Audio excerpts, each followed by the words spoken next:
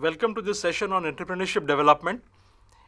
We will be talking about the marketing management module in entrepreneurship development, and we have been doing it for some of the previous episodes also. Like in one of the previous episodes, we were talking about the analysis of the marketing opportunities and threats arising from the environment, and which we are going to study as a result of the environmental scanning as well as the SWOT analysis carried out internally to detect strengths and weaknesses of the firm. So I just want you to be reminded of those areas that we had discussed about, and we will carry on from there. In the last discussion that we had introduced the concept of an opportunity matrix that a firm can draw up. Having identified opportunities in the environment, the firm can go ahead and draw up something called an opportunity matrix, trying to plot the different opportunities into different quadrants of that matrix based on the attractiveness of that opportunity and the success probability of that opportunity should the firm pursue that opportunity. And we tried to find out what kind of strategies the firm can adopt looking at those opportunities. For every opportunity, the firm will not adopt the same strategy. Some of the opportunities will be very attractive and very highly tempting for the firm, and the firm stands a very good chance of succeeding in trying to encash on those opportunities, where the firm will put a lot of thrust trying to pursue those opportunities. And the others may not be as interesting, so the firm will leave some of those alone, and the firm might even think of monitoring the other opportunities which might grow in terms of attractiveness or in terms of the firm's own capability of converting that into a successful venture. Okay. So that's how a firm can go about looking at opportunities and prioritizing its action on the different opportunities. The other aspect of it is the threat matrix. As much as opportunities will be there, threats will also be there. Okay. So how does the firm go about putting in place some kind of a mechanism by which it can, anticipate the threats and take evasive action, corrective action before the threat actually materializes and harms the company's business in some way or the other. So it is important to map the threats also. And in trying to do so, the firm can develop something similar, which is called a threat matrix. Now, as you can understand, here the firm is interested in two major aspects of a threat. One is, what is the seriousness with which the threat can impact the organization? What kind of serious impact that the threat can have on the firm's business and marketing opportunities? And the other is, what is the probability that the threat will actually occur? The company is expecting that this is going to be a threat that's going to come up. Okay, now, but that's a probability. And what is the probability that it will actually become a reality and actually hamper the firm's business in some way or the other? So if you look at these two parameters and you categorize the threats into again a matrix, a 2x2 matrix, trying to plot them based on seriousness and probability of occurrence, then you arrive at what is called a threat matrix. So again, you have 4 quadrants. Let's say, and we number them 1, 2, 3, and 4 like this. In quadrant number 1, you have got threats which are very serious, high degree of seriousness. Again, we do a high low for the seriousness and the probability of occurrence. So in the quadrant number 1, you have got threats which have got a high degree of seriousness. If these threats do materialize, they will impact the firm's business adversely and in a big way. And if the probability also is very high that such a threat would actually materialize, then this is the threat that you cannot afford to ignore. You need to have a contingency plan in place by which you can take guarded action when the threat becomes a reality. So one would say that these are major threats. Threats in quadrant number 1 are major threats that the company needs to be aware of, number 1, and then the company also must devise some kind of a contingency plan for each of such serious threats so that it can counter the threats when they actually occur. Okay, so that's if such high is the probability of occurrence, then why should we venture out in that thing? No, a threat is not an area that you are venturing out into. A threat is a development in the environment which is going to impact you adversely as a business firm. We need to It's not an opportunity, it's a threat. A threat is, you have to look at the opportunities where you can think of encashing them. And you have to look at opportunities where you can stay away from them and minimize the threat or eliminate the threat. You cannot do that. Threats occur in the environment whether you like them or not. Okay. opportunities also arise in the environment, not because of you, but because of developments within the environment. So both opportunities and threats develop by themselves because of the dynamic nature of the environment itself. Okay. Now, as far as opportunities are concerned, you want them to arise and you want to take advantage of them. And as far as threats are concerned, you cannot help them. They will arise in spite of your not liking them, and you need to be protecting yourself, from the impact of such threats. So here the whole objective is, how can I stay away from such a threat, or how can I stop the threat from actually occurring, or how can I minimize the impact of the threat if it actually materializes. So we can say that in the opportunity matrix, our Yeah. approach was aggressive. That's And right. Here, our approach is defensive. That's right. You are defending yourself from a threat and you are trying to aggressively take advantage of an opportunity. Absolutely correct. So here your action is more of a defensive course of action as opposed to the opportunities where you had taken an aggressive course of action. Absolutely correct. Okay. Sir, what kind of strategies can be taken where threats like seriousness is high and probability of occurrence is low, or vice versa? Yes, of course. I mean, see, it quadrant will number depend 2 on and 3. it. Yeah, we will come to that. But then before moving on from quadrant number 1, we were trying to say that these are the most important threats which are going to have the maximum adverse impact on the company's business, and the company needs to be fully aware of these threats coming up, and the company also needs to have a defense mechanism in place. Okay. Now, again, we'll go to quadrant number 4 first, and we'll say that the quadrant number 4 threats are the ones which are low in terms of their capability of damaging the firm's business, and they are also not very likely to occur. Okay, so the probability of their occurrence is not very high, and even their impact is not going to be so serious.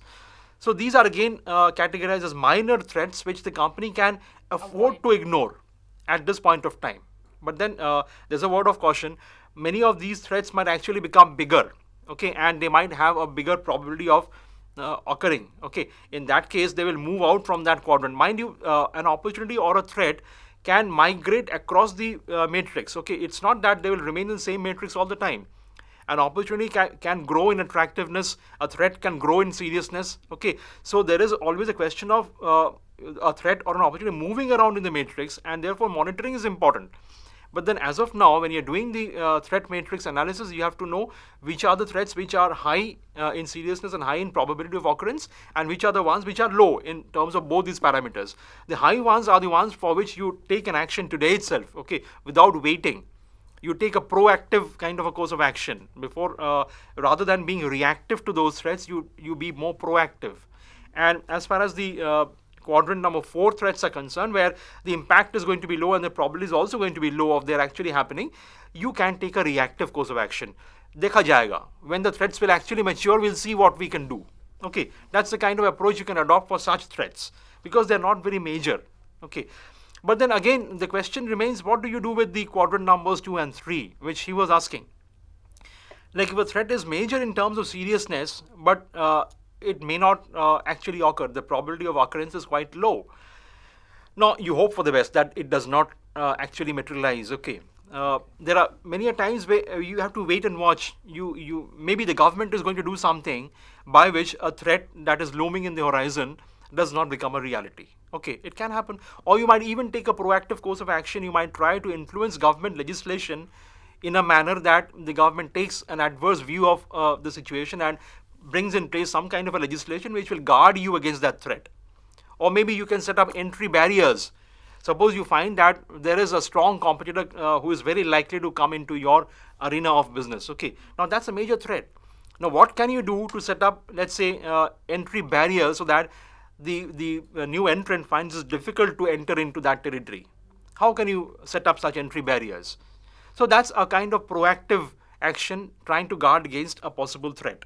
Okay, so again, as I said, in the quadrant numbers 2 and 3, where one of the parameters is low, either the seriousness is low of the threat or the probability of its occurrence is low, then these are the threats which are somewhere in between the high and the low ones, and you adopt again a wait and watch kind of an approach. You monitor these threats. If these threats become more serious, you have to devise some course of action. If the threats diminish in terms of their seriousness, then you're happy. Okay, if the probability of its occurrence increases, then you have to again take it into the quadrant number 1 and give serious thought as to how make contingency plans. so you are safe when the threat actually happens. So you need to prioritize action in trying to guard against possible threats arising from the environment by looking at it in this kind of a structure. I will repeat what I said in the last episode. It's not just a question of identifying the threats or even putting them in the right quadrants. What is important is it should draw attention of the top management that some kind of a contingency plan needs to be drawn up by the management and put in place. And keep monitoring these threats over time so that the migration of a threat across the different quadrants in the matrix are well anticipated by the management, and the management knows when to initiate action, what action to initiate, who are the people who will deal with such a threat in that case. That kind of action or that kind of thinking has to be there in the organization. Means what you want to say is that it is not merely predicting the rain, but also to build the shade to save us from the rain. Absolutely. It's first of all to forecast an opportunity or a threat, and then having forecasted hopefully correctly, then take suitable strategic action so that you protect yourself in case there is a major threat coming your way, or there's a major opportunity coming your way. You are in a position to take advantage of that.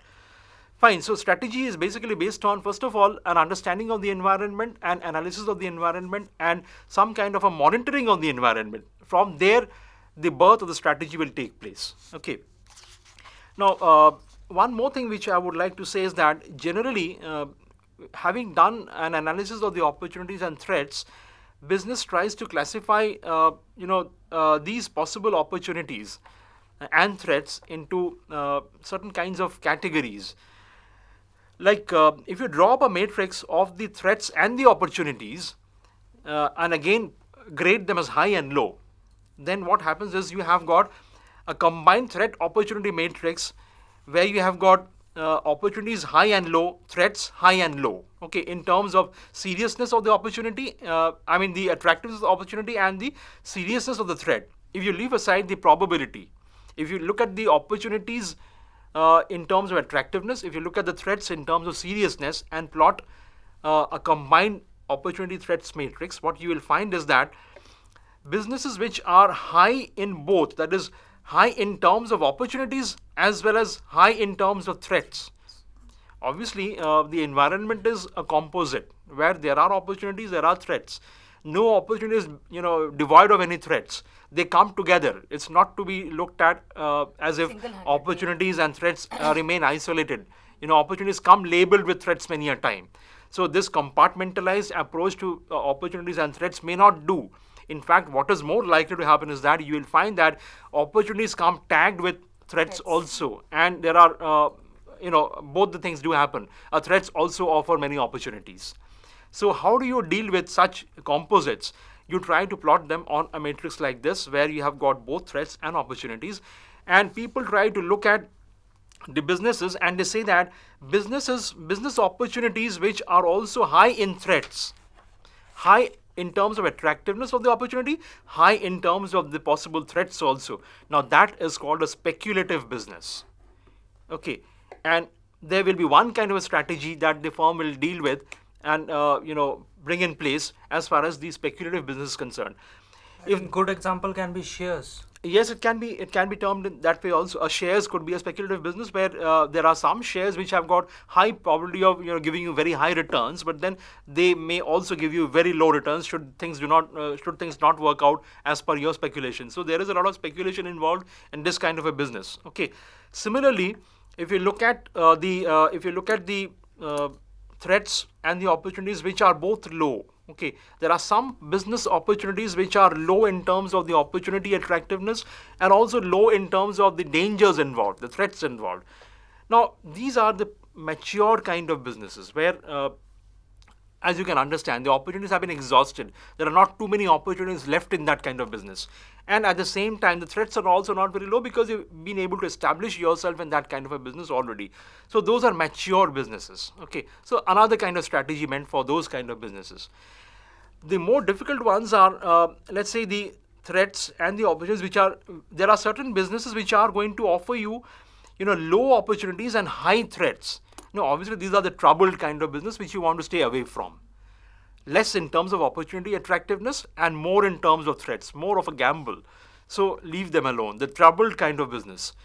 And the ideal ones are, of course, the ones which are high in terms of opportunity and low in threats. So that's an ideal business, and they are the ones which attract the attention of most of the competitors, because they offer you more opportunities and offer you less number of threats. So they obviously are being monitored very closely by not only you but also your competitors. So that's one area where you would expect a lot of competition to come in also, and how do you go about dealing with competition?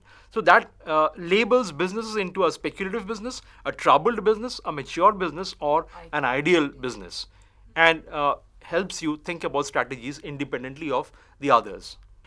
Okay, but then it's not merely a question of doing an environmental scanning or a SWOT analysis that from where the company, only from those sources the company will derive marketing opportunities. That's not the right approach to thinking about marketing opportunities.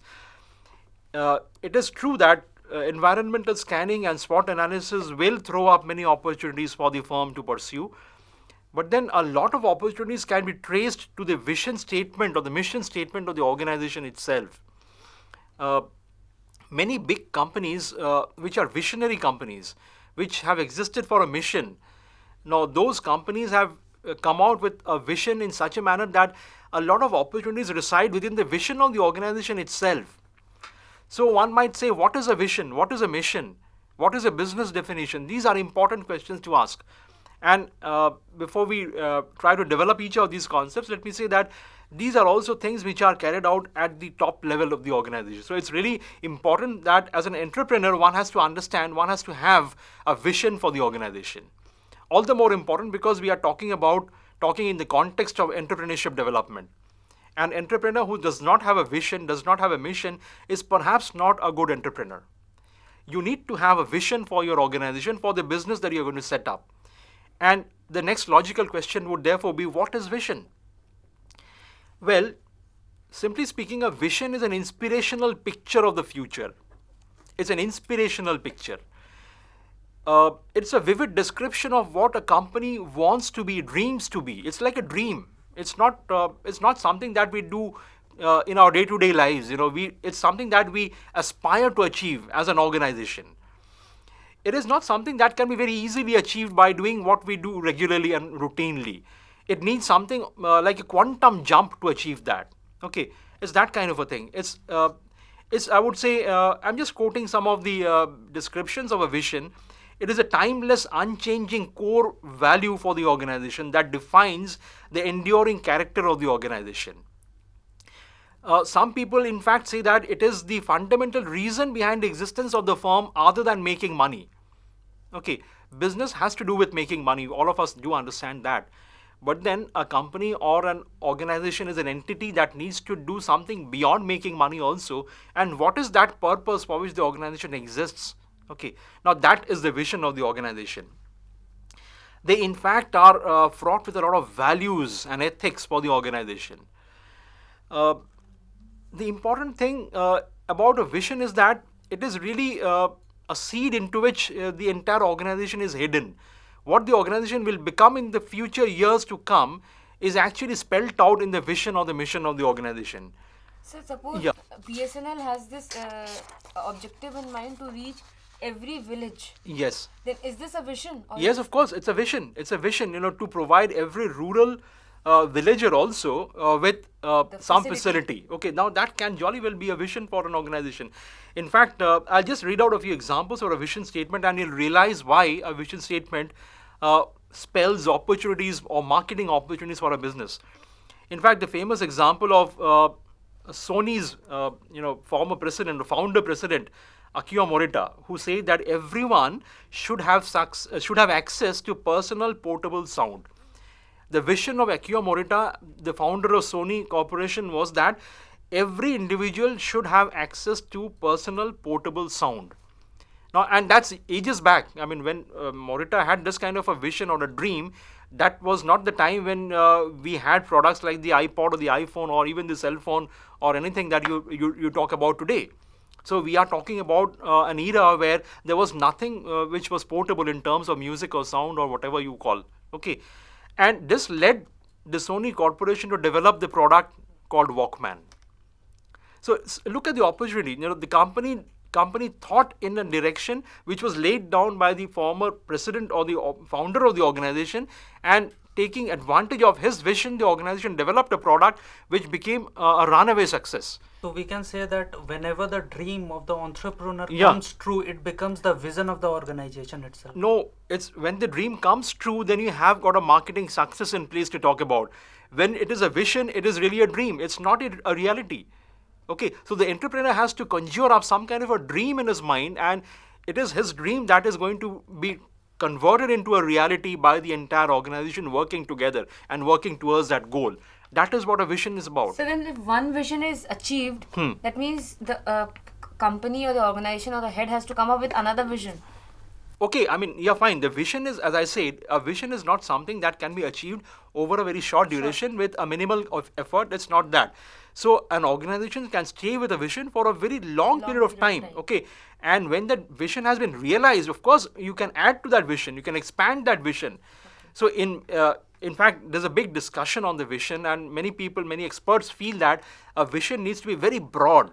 It need not be very specific in terms of a product. Well, we have talked about that Sony Walkman was a product kind of a vision, but then many companies have got visions which do not talk about products really, which give you concepts which may not be real at this point of time, but then to make them real, you'll have to make a big effort and make them actual products and deliver them to the market. So And we can say that Gandhiji's Ram Raj was a vision. yes, of course. I mean, leaders are to do with vision. Okay, leaders have visions, and it is because of the visionary abilities of the leader that he is followed as a leader.